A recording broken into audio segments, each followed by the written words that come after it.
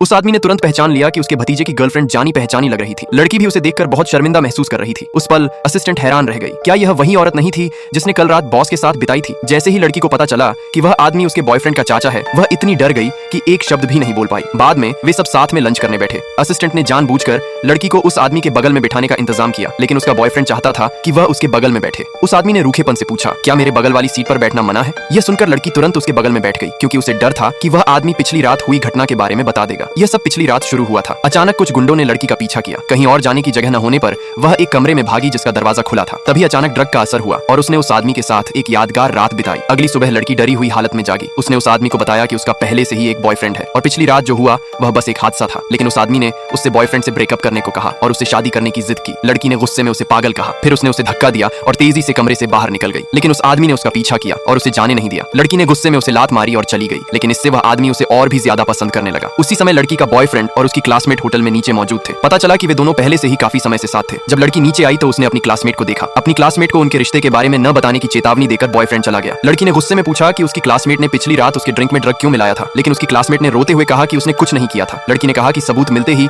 वह अपनी क्लासमेट को इसकी भारी कीमत चुकाने पर मजबूर कर देगी। लेकिन उसकी क्लासमेट ने जानबूझकर पूछा कि लड़की ने रात कहां बिताई थी, ताकि पिछली रात हुई घटना को छिपाया जा सके। लड़की ने झूठ बोला और कहा कि वह समय पर इलाज के लिए अस्पताल गई थी। अगले दिन उसका बॉयफ्रेंड उसे लेने आया, क्योंकि वह उसे अपने परिवार से मिलवाने के लिए घर ले जाना चाहता था। लड़की ने अपने बॉयफ्रेंड को यह भी बताया कि पिछली रात क्या हुआ था। अगर आप जानना चाहते हैं कि आगे क्या होगा तो इस वीडियो को लाइक करें, कमेंट में पार्ट 2 लिखें और सब्सक्राइब करना न भूलें।